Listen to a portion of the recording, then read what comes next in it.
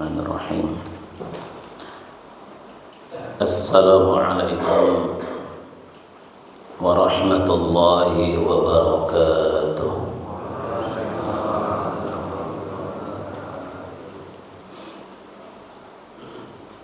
Alhamdulillahi rabbil alamin.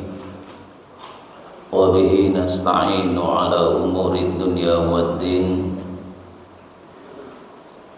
أشهد أن لا إله إلا الله وحده لا شريك له وأشهد أن محمدا عبده ورسوله لا نبي ولا رسول بعده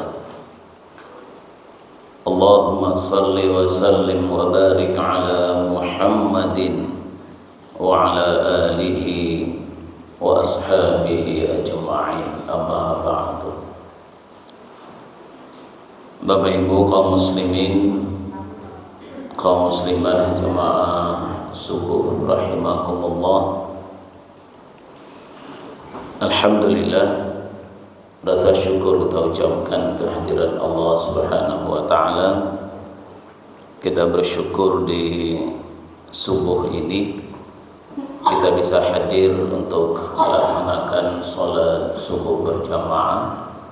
Dan kita juga bersyukur Allah berikan kita kelonggaran, kesempatan untuk bisa hadir di majelis ilmu ini. Semoga ini menambah ridho, menambah barokah kehidupan kita dari Allah Subhanahu wa taala.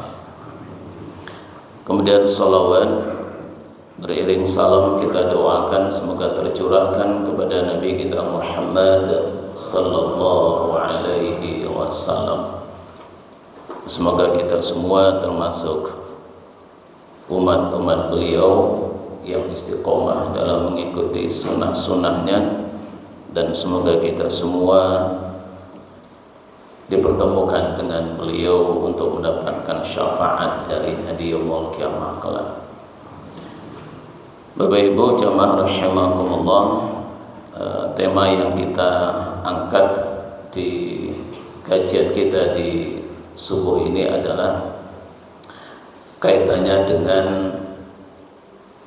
usaha seseorang untuk menjadi seorang hamba yang bertakwa, tentu dengan harapan agar kehidupannya Allah berikan banyak kemudahan, dengan harapan persoalan-persoalan ekonominya tidak begitu bermasalah. Tema ini sebetulnya berangkat dari firman Allah, A'udzubillahi minasyaitonirrajim, wa may yattaqillah yaj'al lahu makhraja wa yarzuqhu min haitsu la yahtasib. Di mana Allah mengatakan barang siapa yang bertakwa kepada Allah, ya, bertakwa kepada Allah, maka Allah akan berikan jalan keluar ketika dia punya masalah. Kemudian Allah akan mencurahkan rezeki kepadanya dari yang tidak disangka dan juga tidak diduga. Ini janji Allah, ya. Janji Allah mengatakan siapa yang bertakwa kepadanya. Takwa itu apa? Takwa itu adalah berusaha untuk melaksanakan apapun yang Allah perintahkan dan meninggalkan apapun yang Allah larang, dan berusaha untuk selalu mendekatkan diri kepada Allah. Nah, Allah menjanjikan, ya, jika seorang hamba itu bertakwa, maka jika hamba itu ada masalah, Allah berikan jalan keluarnya. Dan jika hamba itu bertakwa, maka Allah akan berikan rezeki dari jalan yang tidak disangka dan tidak diduga. Namun dalam kenyataannya Bapak Ibu, banyak orang-orang yang sudah berusaha untuk bertakwa, berusaha untuk melaksanakan apapun yang Allah perintahkan dan meninggalkan apapun yang Allah larang, tapi ternyata hidupnya juga sering mendapatkan masalah, dan masalah juga nggak kelar-kelar begitu. Lalu ekonominya juga kadang-kadang mengalami masalah,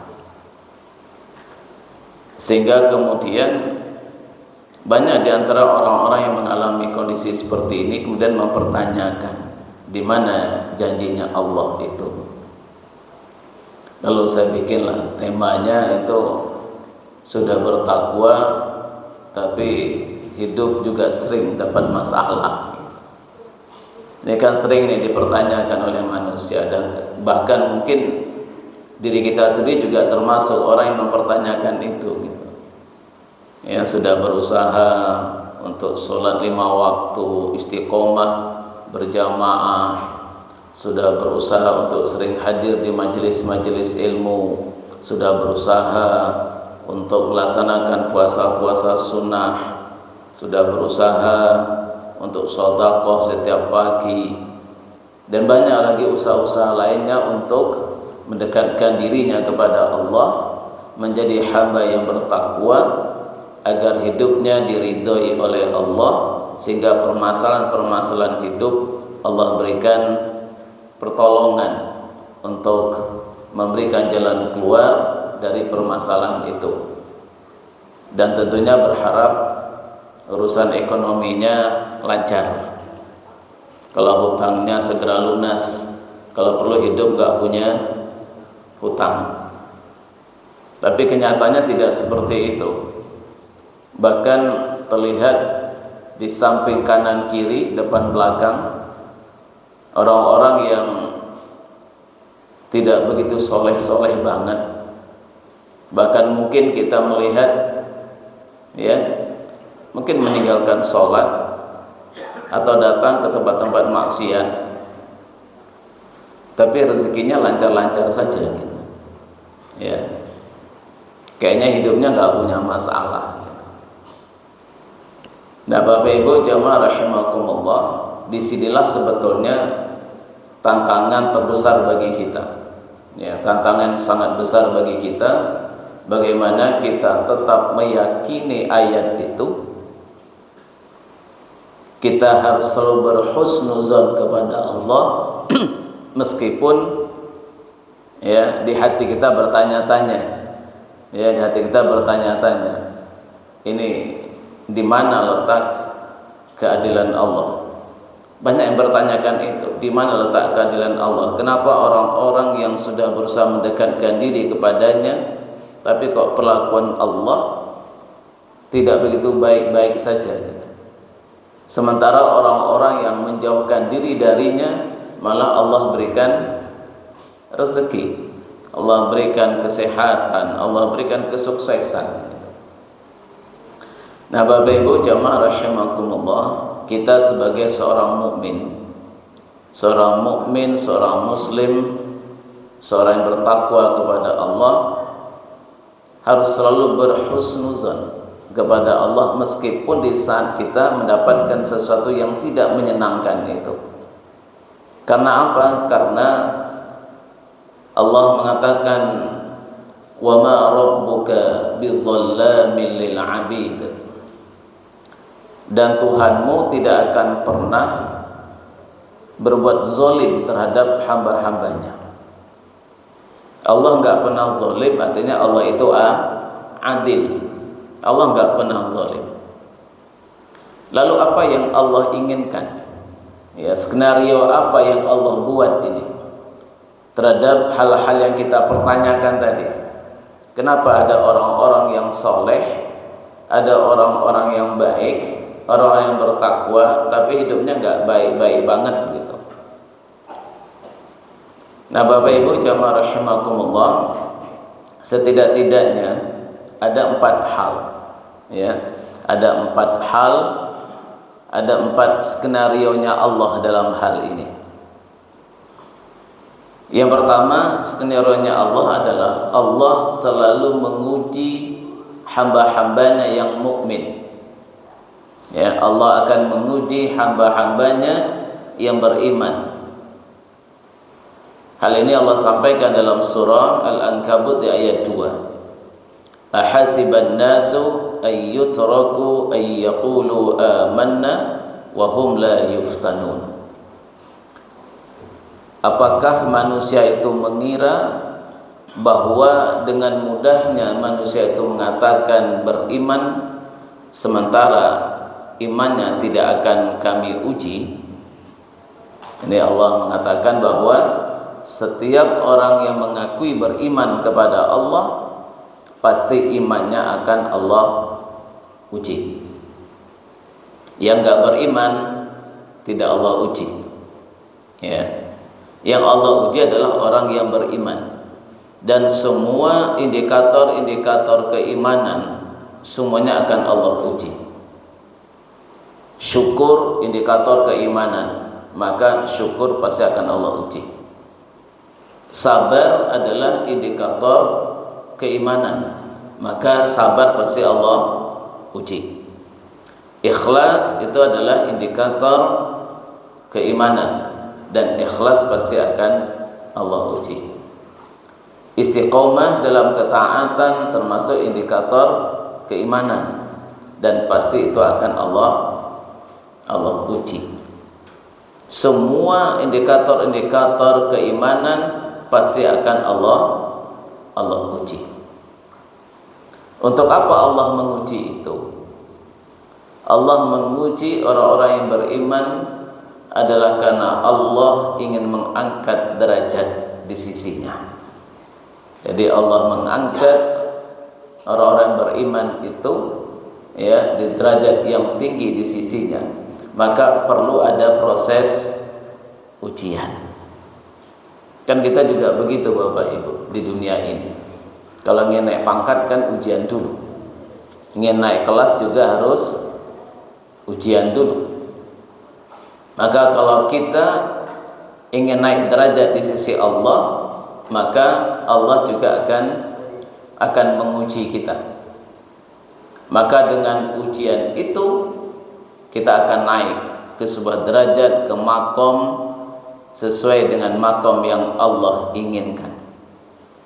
Nah Bapak Ibu jamaah rahimakumullah, sebetulnya tema ini kemarin sudah saya sampaikan di Jumat. Ya, cuman karena waktu Jumat itu sangat singkat ya, maka tidak bisa tersampaikan secara detail, maka ini saya detailkan ini hari ini. Sampai itu juga ibu-ibu nggak hadir kemarin di Jumatan ya, biar ibu-ibu juga dapat bagian, biar nanti antara suami istri itu klop ilmunya gitu loh ya. Nanti kalau suaminya ilmunya A, istrinya nggak punya, nanti ribet juga nanti di rumah tangga. Jadi biar suami istri itu klop ilmunya. Nah, kenapa tadi Allah menguji manusia, menguji orang-orang yang beriman? Karena Allah ingin mengangkat derajat orang yang beriman itu ke sebuah derajat yang tinggi, yang derajat itu tidak bisa diraih oleh amal-amal soleh manusia itu. Ini disampaikan oleh Rasulullah dalam sebuah hadis yang diriwayatkan oleh Ahmad. Idza sabaqat lil 'abdi minallahi manzilatun lam yablugha bi'amalihi ibtalahu Allahu fi jasadihi aw fi malihi aw fi waladihi summa sabbarahu hatta yublighahu al-manzilata allati sabaqat lahu minhu. Apabila Allah itu akan mengangkat derajat seorang hambanya pada suatu derajat tertentu, di mana derajat itu tidak mampu diantar oleh amal-amal solehnya, di mana derajat itu tidak mampu diraih oleh amal-amal soleh hamba itu, maka Allah kemudian memberikan ujian kepada dirinya, atau Allah beri ujian pada hartanya, atau Allah beri ujian pada anak-anaknya. Kemudian jika seseorang itu bersabar dalam menghadapi ujian-ujian itu tadi, maka Allah akan angkat derajatnya ke derajat yang sudah Allah inginkan itu. Nah, jadi Bapak Ibu, seseorang yang soleh, banyak berbuat kebaikan dalam hidup ini, Allah akan angkat derajatnya, ya. Dan derajat yang dicapai oleh kesolehan kita, ya, itu berbeda-beda, tergantung tingkat kesolehan kita. Mungkin si A kesolehannya mampu mengangkat derajatnya sampai ke tingkat 3, si B mungkin sampai ke tingkat 4, si D mungkin sampai ke tingkat 5. Ini derajat yang dicapai oleh amal-amal soleh kita.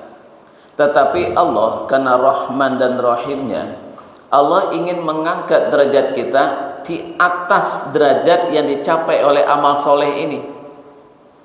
Kalau amal soleh kita hanya bisa mengantarkan kita sampai ke derajat 5, tapi Allah menginginkan kita naik sampai derajat 8. Allah ingin mengangkat kita sampai ke derajat 8. Pada amal-amal soleh kita hanya mampu mengajak kita, ya, hanya mencapai pada derajat 5. Lalu bagaimana agar kita bisa sampai ke derajat 8?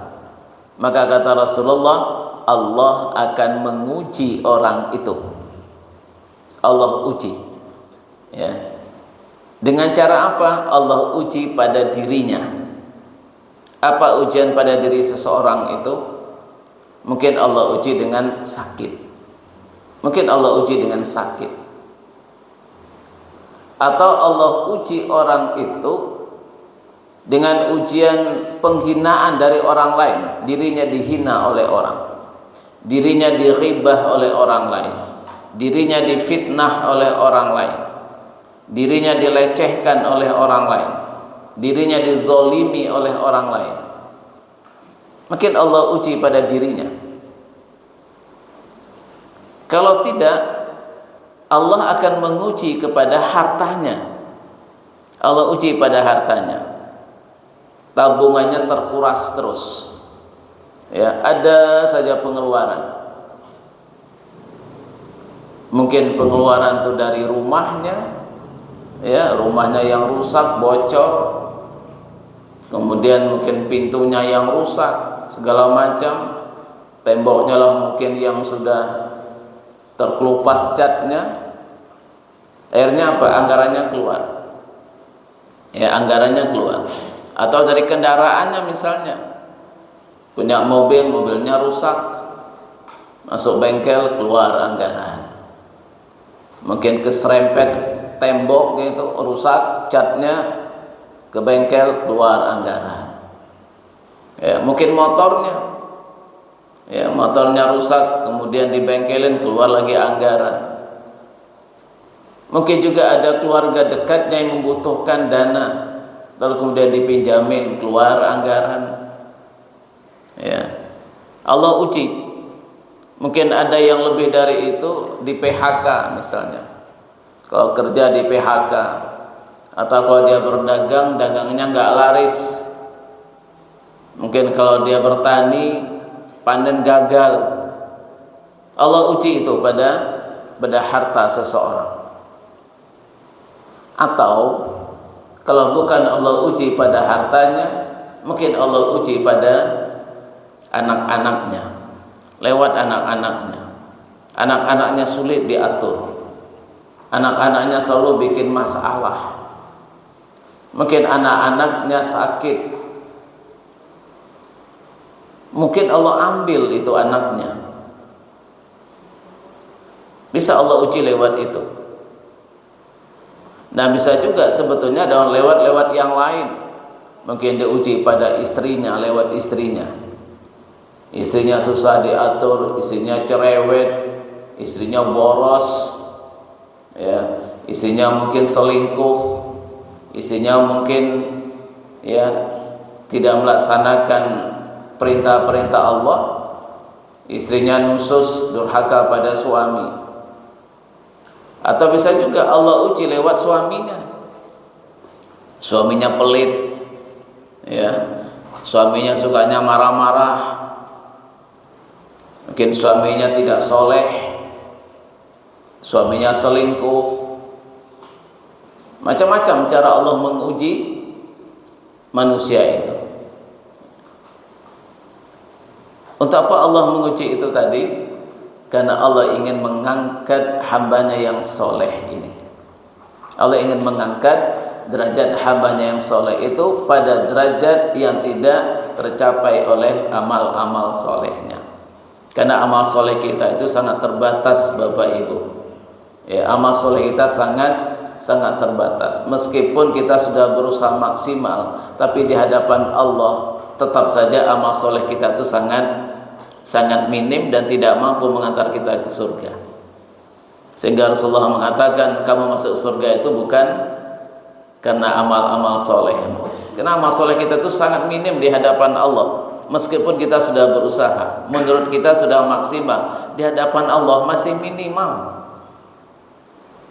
Karena dikatakan orang itu beramal soleh, ya, kalau dia menebarkan kebaikan itu minimal sama kebaikan yang Allah berikan kepadanya. Wa ahsin kama ahsanallahu ilaik. Berbuat baiklah kamu sebagaimana Allah telah berbuat baik kepadamu. Kira-kira bisa nggak Bapak Ibu kita berbuat baik sebagaimana Allah telah berbuat baik ke kita? Bisa nggak kira-kira?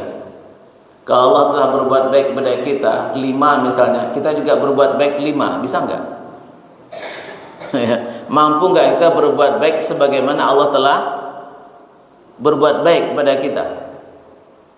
Kalau Allah mengampuni dosa kita, kita mau nggak memaafkan kesalahan-kesalahan orang lain? Kalau Allah memberikan kita rezeki begitu banyak, kira-kira bisa nggak kita juga memberikan, ya, membantu orang sebagaimana Allah membantu kita? Kira-kira sudah seimbang nggak? Ya, belum seimbang. Pada dikatakan bersyukur itu adalah kalau kita membalas kebaikan dengan kebaikan yang minimal seimbang gitu. Wa iza huyitum bi tahiyyatin fahayyu bi ahsana minha aw rudduha. Jadi kalau kita mendapatkan kebaikan, kehormatan, penghargaan dari seseorang, maka balaslah yang lebih baik minimal sama. Lah kalau Allah bagi kita bisa seperti itu, enggak mungkin bisa. La in syakartum la azidannakum wa la in kafartum inna azabi lasyadid. Kalau kamu bersyukur ku tambah nikmatku, kalau kau kufur azabku yang kuberikan kepadamu, kata Allah, azab pedih yang kuberikan. Jadi untuk kita masuk kategori, ya, hamba Allah yang betul-betul bersyukur itu enggak mudah. Maka kata Rasulullah, kamu masuk surga itu bukan karena amalmu, tapi karena rahmatnya Allah, karena kasih dan sayangnya Allah yang melipat gandakan pahala dari amal-amal soleh kita itu, memaafkan dosa-dosa kita, kemudian ya dengan cara itulah kemudian kita diangkat oleh Allah ke derajat yang itu tidak bisa tercapai oleh amal-amal soleh kita. Karena Allah mengangkat, karena Allah uji, ya, ujian-ujian inilah yang kemudian membuat dan menambah, ya, naiknya derajat kita yang tidak tercapai oleh amal soleh itu. Nah Bapak Ibu, jadi ada orang yang tinggi makomnya di hadapan Allah, ya, mungkin kena amal solehnya, dan ada juga amal solehnya biasa tapi diangkat lewat musibah yang Allah berikan kepadanya. Apalagi dua-duanya, amal solehnya sudah mengangkatnya, ditambah lagi dengan musibah yang Allah berikan kepadanya. Kira-kira Bapak Ibu pilih yang mana ini? Mau diangkat derajat karena amal soleh atau karena musibah? Pilih mana Bapak Ibu? Pengen diangkat derajatnya oleh Allah lewat amal soleh apa lewat musibah?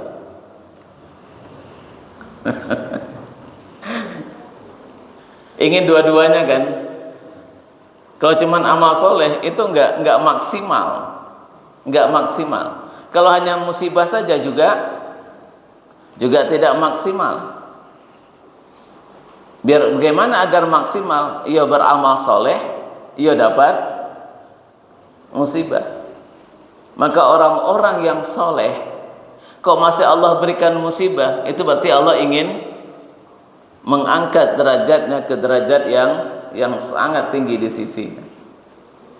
Sehingga kalau kita melihat orang-orang soleh, lalu hidupnya punya masalah, mungkin bermasalah dengan kesehatannya, sakit-sakitan, mungkin orang soleh itu bermasalah dengan hartanya, ya, soleh tapi nggak kaya-kaya banget gitu, ya. Mungkin Allah uji lewat anaknya soleh tapi anaknya nggak soleh, ya. Orang tuanya soleh tapi anaknya nggak soleh gitu, sehingga mencoreng nama baik orang tuanya. Atau juga Allah uji lewat istrinya atau suaminya. Maka kita jangan lalu kemudian menganggap remeh atau menganggap rendah orang-orang soleh itu, ya. Jangan-jangan itu adalah caranya Allah mengangkat derajatnya ke tempat yang lebih tinggi. Coba kita lihat para nabi. Para nabi itu solehnya apa? Kurang solehnya apa coba? Nabi itu adalah manusia pilihan Allah. Manusia-manusia yang solehnya luar biasa itu para nabi. Tapi coba kita lihat kehidupan para nabi seperti apa. Banyak di antara mereka itu mendapatkan musibah. Kita beri contoh misalnya musibah yang berkaitan dengan dirinya, pada tubuhnya. Apa itu? Nabi Ayub. Nabi Ayub Allah berikan sakit yang luar biasa kan. Pada dia adalah seorang nabi yang soleh. Allah berikan sakit yang luar biasa, ya, penyakit yang hari ini mungkin tidak ada yang mengalami penyakit seperti itu.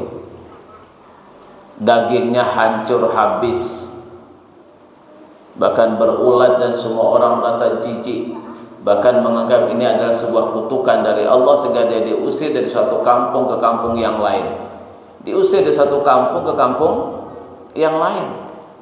Kenapa? Orang semua merasa jijik dan bahkan menganggap ini ada kutukan. Biar kutukan tidak terkena kepada yang lainnya, diusir. Kenapa Allah lakukan itu? Pada dia orang soleh, para nabi lagi. Karena Allah ingin mengangkat derajatnya, sehingga namanya selalu disebut-sebut Bapak Ibu, ya. Nabi Ayub itu termasuk nabi yang sering disebut-sebut oleh orang sampai saat ini, sampai nabi yang terakhir, umat nabi yang terakhir, Nabi Muhammad SAW, sering disebut-sebut namanya. Kenapa? Betul-betul menjadi contoh dalam kehidupan ini. Kalau ada orang yang alim, orang yang soleh terus kemudian sakit, kita nasihatin apa? Kita katakan, Bapak Ibu jangan berburuk sangka kepada Allah. Coba lihat Nabi Ayub. Nabi Ayub lebih soleh dari kita, tetapi Allah berikan ujian yang sangat berat, lebih berat dari apa yang Allah berikan kepada kita. Itu berarti bukan Allah itu murka, bukan Allah itu tidak adil, tapi disitulah kasih sayang yang Allah berikan kepada kita, karena Allah ingin mengangkat derajat kita sebagaimana Allah mengangkat derajatnya Nabi Ayub. Jadi nanti Bapak Ibu kalau ada orang yang diuji oleh Allah seperti ujiannya Nabi Ayub, sakit terus, ya, padahal dia udah soleh, itu nanti ketemu insyaallah dengan Nabi Ayub itu nanti, ya, tinggal ngomong aja, Nabi Ayub, kita senasib sepenanggungan dulu di dunia gitu. Artinya apa? Masuk surganya lewat itu gitu. Lewat kesabaran terhadap ujian pada diri kita. Atau ada juga yang Allah uji tidak lewat dirinya, tidak lewat penyakit, tapi mungkin Allah uji lewat anak-anaknya. Coba kita lihat Nabi Nuh. Nabi Nuh seorang nabi, tapi anaknya Kan'an itu kafir. Begitu berat ujian yang Allah berikan pada Nabi Nuh, ya. Nabi yang menyampaikan risalah kenabiannya, tetapi anaknya sendiri nggak percaya dengan kenabiannya itu. Coba, ini kan beban berat banget ini bagi Nabi Nuh. Kaumnya akan mengatakan, wahai Nuh, Bagaimana kami bisa percaya dengan kenabianmu padahal anakmu saja nggak percaya? Kan berat ini, ya. Anakmu aja nggak percaya, bagaimana kami mau percaya? Ditambah lagi istrinya juga seperti itu. Istrinya Nabi Nuh itu juga kafir, juga nggak percaya dengan kenabiannya Nabi Nuh. Coba bagaimana seorang nabi menyampaikan risalah, ya, menyampaikan kepada masyarakat bahwa dia ada sebagai nabi, ini risalah yang mau disampaikan, sementara anak istrinya dari rumahnya saja nggak percaya. Ini kan beban berat luar biasa ini. Orang akan mengatakan itu tadi, istri dan anakmu aja nggak percaya, bagaimana kami bisa percaya? Coba. Mungkin hari ini kalau ada para ustadz, ya, para alim ulama ingin menyampaikan nasihat-nasihat pada masyarakat, sementara anaknya, istrinya, ya, mungkin banyak melakukan perbuatan-perbuatan yang tidak terpuji, perbuatan dosa. Mungkin masyarakat juga akan mengatakan begitu. Ustadz, nasihatin dulu deh anakmu, baru nasihatin kami. Kan gitu kan? Ustadz, nasihatin dulu istrimu, baru nasihatin kami-kami ini. Itu kan berat sudah itu. Kalau orang sudah mengatakan begitu, Ustadz, anakmu dulu kamu didik, baru kamu mendidik masyarakat. Didik dulu anakmu, istrimu, baru kau mendidik masyarakat. Kau sudah begini gimana coba? Betapa berat kan? Jadi kalau hari ini Bapak Ibu, saya panjenengan punya putra putri, ya, susah diatur, misalnya nakal, sering bikin masalah, ya sabar, ya, sabar. Nggak usah seuzon kepada Allah, nggak usah mempertanyakan keadilan Allah. Coba kita lihat Nabi Nuh, ya, lihat Nabi Nuh mendapat ujian yang luar biasa pada dia seorang nabi. Lalu kalau kita siapa gitu? Kalaupun dia ustadz itu kan panggilan manusia. Apa ada jaminan orang yang dipanggil ustadz itu di hadapan Allah dia sebagai ustadz? Nggak ada jaminan. Itu kan cuma panggilan manusia. Maka jangan kalau dipanggil ustadz nggak usah sombong. Nggak usah sombong, itu cuma panggilan manusia gitu. Ya. Pada nabi itu Allah meng-SK-kannya langsung. Itu SK langsung dari Allah. Nabi coba SK langsung dari Allah, tapi Allah perlakukan seperti itu. Untuk apa? Allah ingin menguji. Jadi hari ini Bapak Ibu, kalau panjenengan punya anak, punya istri, ya, yang durhaka kepada orang tua dan pada suaminya, itu adalah ujian dari Allah. Ya, sudah berusaha soleh, bertakwa, tapi kenapa istrinya seperti itu, anaknya seperti itu? Itu mungkin adalah bagian dari ujian Allah, karena Allah ingin mengangkat derajatnya. Maka pilihannya apa? Wa in ta'fu wa tasfahu wa taghfiru fa innallaha ghafurur rahim.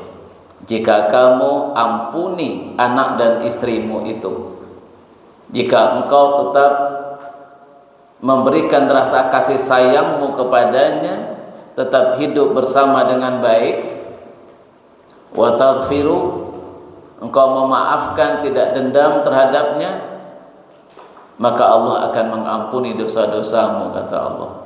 Dan Allah akan balas dengan rasa kasih sayang yang Allah berikan kepadamu.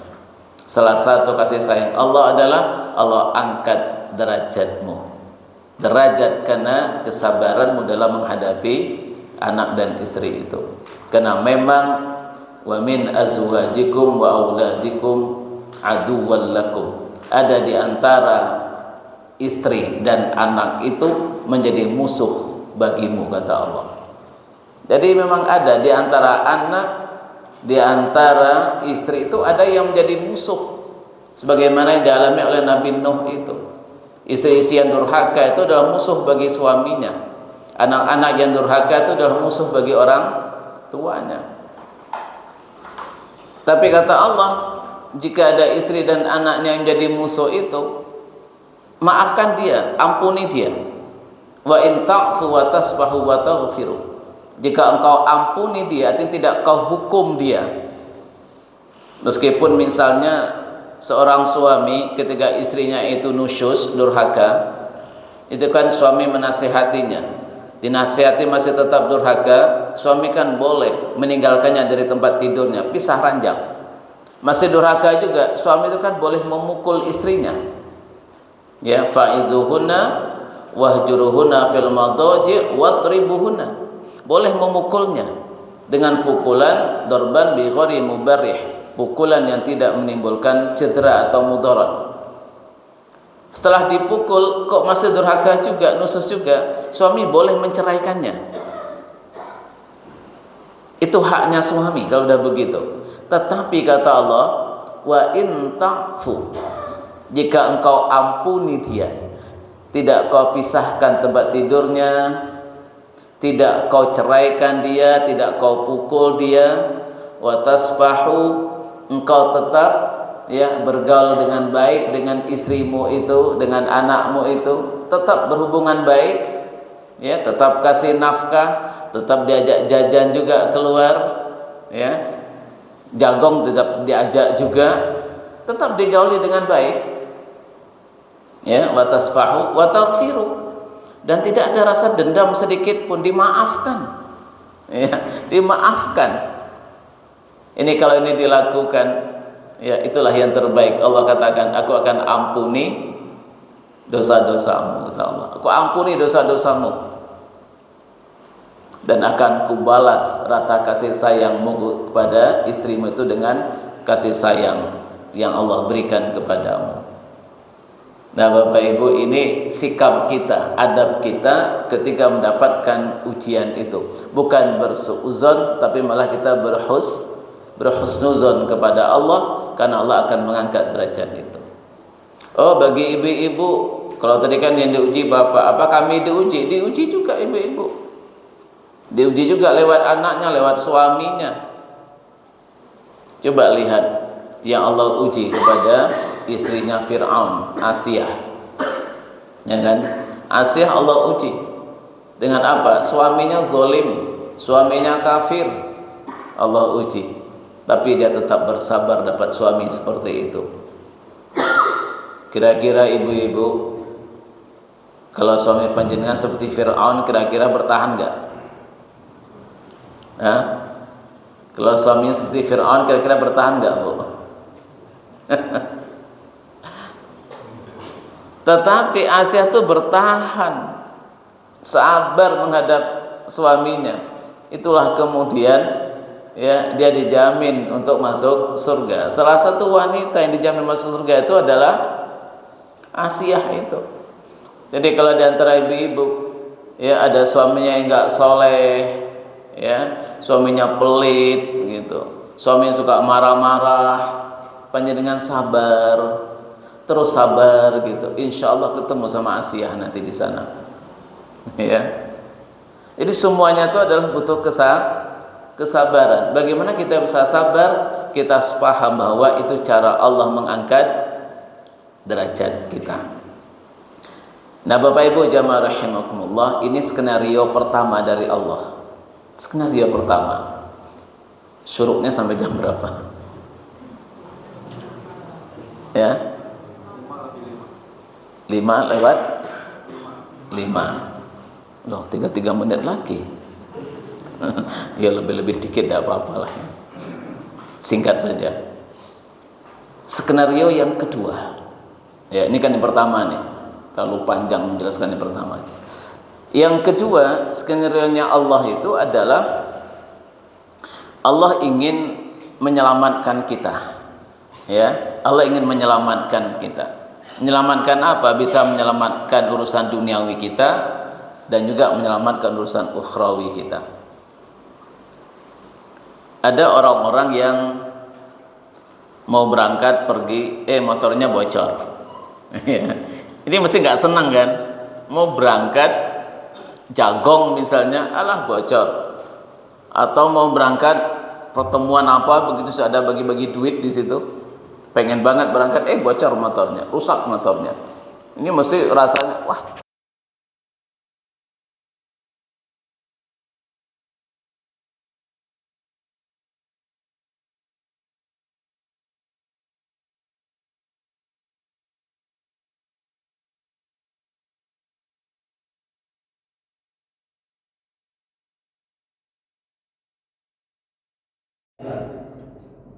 Tapi kemudian setelah kereta itu tahu informasinya telah ditabrakkan, pesawat yang dia tumpaki itu tadi, ya, kemudian jatuh, baru dia merasa, ya Allah, ternyata Kau menyelamatkanku dengan cara Kau buat aku tertinggal dari kereta dan pesawat ini.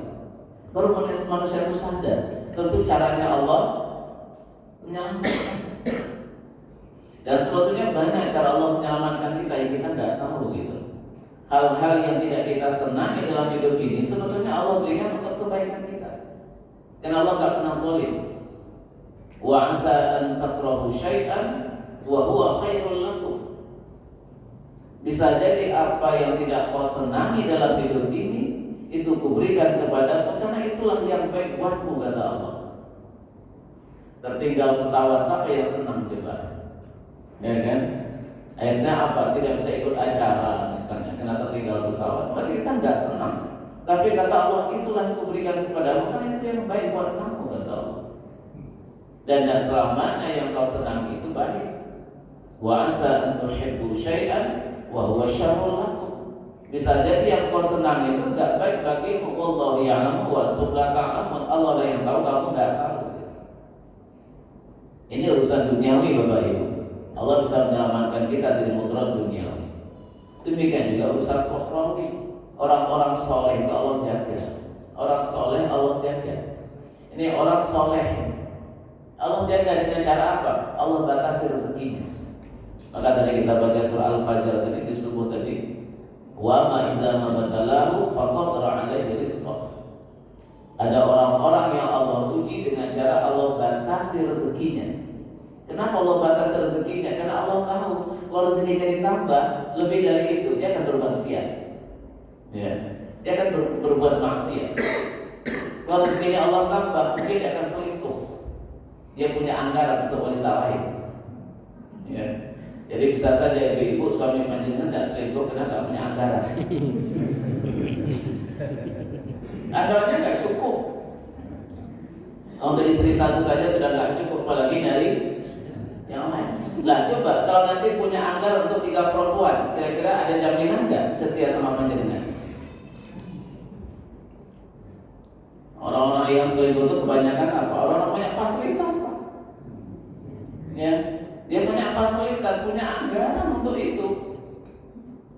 Dan jangan-jangan suami-suami hari ini yang baik ini jangan-jangan hanya karena nggak cukup anggaran itu. Tapi bagaimana dengan Bapak? Ya.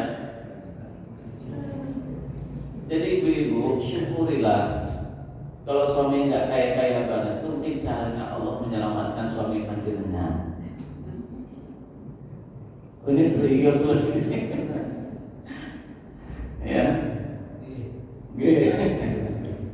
Dan memang kenyataannya banyak seperti itu kan. Di cara Allah itu menyelamatkan kesolehan seseorang yang Allah batasi kenikmatannya. Biar orang itu nggak sombong, Allah buat sakit.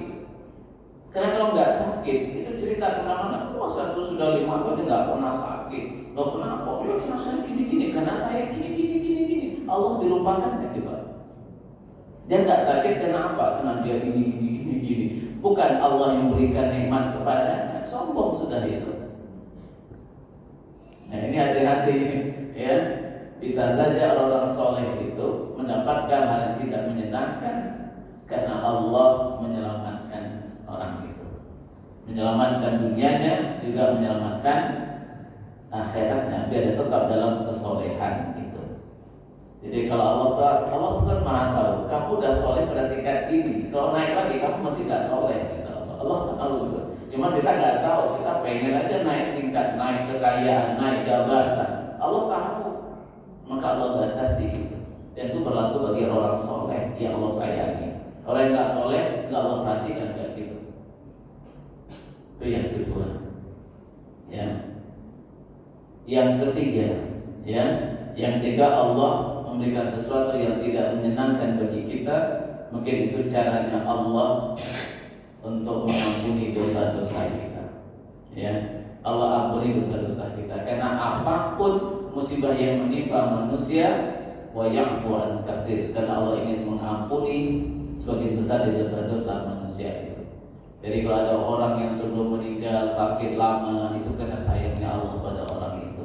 Allah ingin orang itu kembali kepada Allah dalam keadaan bersih, tidak memiliki dosa. Jangan seuzon kepada orang yang lama sakit dan mati-mati. Itu cara Allah menyayangi orang itu dengan Allah mengampuni dosa-dosanya. Yang bahaya itu orang yang banyak dosa meninggal nggak sakit. Itu justru bahaya, Pak. Jangan besok meninggal pengen sakit dulu apa enggak? Pengen sakit dulu apa enggak? Ingin kembali kepada Allah dengan dosa-dosanya atau kembali kepada Allah sudah bersih dari dosa? Bersih dari dosa tapi nggak sakit kan? Caranya bagaimana? Bersihkan sendiri dulu. Jangan biarkan Allah yang membersihkan. Bersihkan dengan apa? Perbanyak istighfar.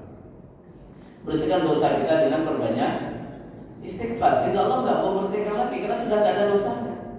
Maka orang-orang yang solehnya luar biasa itu meninggalnya dalam keadaan sholat, ada yang meninggal dalam keadaan sujud, meninggal dalam keadaan membaca Al-Quran, ada yang sedang umroh, sedang haji, sedang tawaf, wafat di sana juga. Nggak sakit terlebih dulu. Karena apa?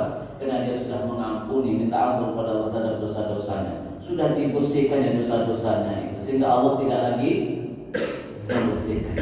Maka kalau ingin meninggal nggak sakit, ya, tapi nggak bawa dosa, mari kita bersihkan diri kita dari dosa-dosa dengan perbanyak istighfar. Rasulullah saja 70 lebih juga sehari. Masa kelasnya kita kok cuman 15? Setiap sholat 3 kali kan? Astagfirullahaladzim, 3 kali 5 15. Kelasnya manusia kita. Rasulullah saja 70 lebih juga. Kira-kira kita berapa betulnya? Kalau Rasulullah saja 70, kira-kira kita berapa? Maka perbanyak istighfar, ya. Dia dengan istighfar Allah mengampuni dosa-dosa kita, sehingga Allah tidak mengampuni lagi dengan cara yang lain. Ya. Itu Bapak Ibu yang ketiga. Kasih sayang Allah. Allah berikan kita sakit karena Allah ingin mengampuni dosa kita. Bahkan tertusuk juri saja kata Rasulullah itu sudah mengampuni dosa-dosa. Apalagi uangnya dipinjam orang nggak kembali, dimaafin, wah itu dosanya rontok semua udah itu. Jadi kalau dengan dipinjamin orang nggak kembali, dosanya dirontokin sama Allah. Ayo pengen uangnya kembali apa enggak? Kembali tapi dosa rontok kayak gitu ya. Kemudian yang terakhir Bapak Ibu, yang terakhir ya, singkat saja yang terakhir, yang keempat, kemungkinan kalau ada orang soleh ya, tapi mendapatkan hal tidak menyenangkan, mungkin orang soleh ini ya tidak bisa menghindari diri dari perbuatan dosa. Dia soleh tapi nggak bisa menghindari dari perbuatan dosa, sehingga kemudian Allah jewer itu orang itu. Allah ingatkan dia biar dia sadar, biar dia kembali kepada Allah. Wala nuziqannahu minal azabil adna dunal azabil akbar la'allahum yarji'un. Kami azab manusia, kami rasakan pada manusia itu azab dunia yang kecil, azab dunia yang kecil. Dunal azabil akbar, sebelum kami berikan azab yang terbesar, bukan besar tapi terbesar. Jadi azab terbesar, akbar itu terbesar di akhirat kelak. Jadi kami berikan azab yang kecil di dunia ini. Jadi apapun kita dapatkan di dunia ini Bapak Ibu tidak menyenangkan, itu masih kecil kata Allah, masih kecil. Sebelum kami memberikan azab yang terbesar di akhirat kelak. Untuk apa Allah berikan? La'allahum yarji'un, agar orang itu kembali kepada Allah. Jadi itu dijewer. Kalau anak itu nakal dijewer biar besok nggak nakal lagi gitu. Jadi kalau orang soleh itu Allah sayang dengan orang soleh, Allah menjaganya, Allah ingatkan. Rasulullah Allah ingatkan, cuma nggak pakai jeweran. Allah mengingatkan Rasulullah dengan turunnya ayat. Ya. Ini juga Allah ingatkan. Rasulullah pernah berbuka masam terhadap Umi Maktum ketika Rasul lagi ngobrol dengan orang kafir, dia ngelani itu, Allah turun ayat. Abasa wa tawalla an ja'ahul a'ma. Hai orang yang bermuka masam, ya, dan berpaling di saat ada orang yang buta yang datang kepadanya. Karena Umi Maktum itu buta, menanyakan sesuatu, Rasulullah bermuka masam dan berpaling, dan dia merespon Umi Maktum itu, turun ayat. Coba, itu artinya Rasulullah dijewek sama Allah, biar besok nggak gitu lagi gitu. Lah kita juga dijewek, cuma nggak pakai turun ayat, Pak. Ya, tapi jewekan Allah lewat apa? Lewat sakit, hilangnya cutik, ya, masalah-masalah yang dalam hidup kita, itu kita dijewek sama Allah. Biar ingat kita introspeksi diri terhadap kesalahan kita, agar apa? Besok nggak mengulangi lagi kesalahan itu dan kita kembali kepada Allah, sehingga kita selamat dari azab yang terbesar itu. Tapi kalau orang-orang yang tidak disayangi oleh Allah, Allah biarkan dia bergelimang dengan kemaksiatan itu. Maka kata Allah, kamu jangan iri dengan orang-orang yang kafir, iri dengan hartanya orang kafir, iri dengan anak-anaknya orang kafir yang sukses kaya-kaya. Jangan iri, kata Allah. Kenapa? Itu cara kami mengazab mereka. Kami biarkan mereka, kami berikan kenikmatan dunia ini sehingga mereka itu bergelimang dengan kekufuran, tidak mensyukuri nikmat kami, kata Allah. Maka kami akan ambil nyawanya di saat mereka dalam keadaan kekufuran itu. Itu cara kami mengazab mereka, kata Allah. Jadi beda dengan kita. Kalau kita dijaga oleh Allah tadi. Kalau sudah banyak berbuat dosa, dia orang soleh, Allah jaga, Allah cewek. Tidak Allah biarkan. Karena kalau dibiarkan akan berbahaya. Allah cewek. Pengen dijewek kalau perbuatan dosa itu.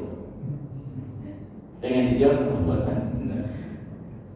Inilah untuk kasih sayang Allah kepada orang-orang soleh. Jadi ya, hal-hal yang tidak menyenangkan ya Allah yang kita terima dalam hidup ini, meskipun kita sudah mendekatkan diri kepada Allah, ada 4 kemungkinan tadi. Kemungkinan pertama tadi apa disimpulkan? Yang pertama, mungkin kita sedang diuji. Kenapa Allah menguji? Karena Allah ingin mengangkat derajat kita, yang derajat itu tidak bisa tercapai oleh amal-amal soleh kita. Yang kedua, karena Allah ingin memberikan kebaikan, keselamatan kepada kita baik dunia maupun akhirat lewat hal yang tidak menyenangkan tadi. Kemungkinan yang ketiga, Allah ingin mengampuni dosa-dosa kita itu, ya, biar kita bersih dari dosa. Yang keempat, Allah menjewer, ingat banget jewer. Allah menjewer untuk apa? Biar kita sadar, kita kembali kepada Allah, menghentikan kemaksiatan itu, sehingga kita selamat dari azab yang terbesar besar di akhirat. Dengan demikian Bapak Ibu, selalulah berhusnuzon kepada Allah. Jangan kita kemudian mempertanyakan lagi ketidakadilan Allah, tapi itu bentuk kasih dan sayangnya Allah pada kita semua. Demikian Bapak Ibu, mohon maaf ya kalau agak melewati syuruk ini ya. Semoga ini bermanfaat bagi saya dan bagi penjenengan semua. Mohon maaf atas kurang salah dan khilaf. Ada tanya jawab maupun sudah lewat waktunya ya. Ya. Kita akhiri saja dengan hamdalah dan doa kafaratul majlis. Alhamdulillahirabbil alamin. Subhanakallahumma wa bihamdika asyhadu an la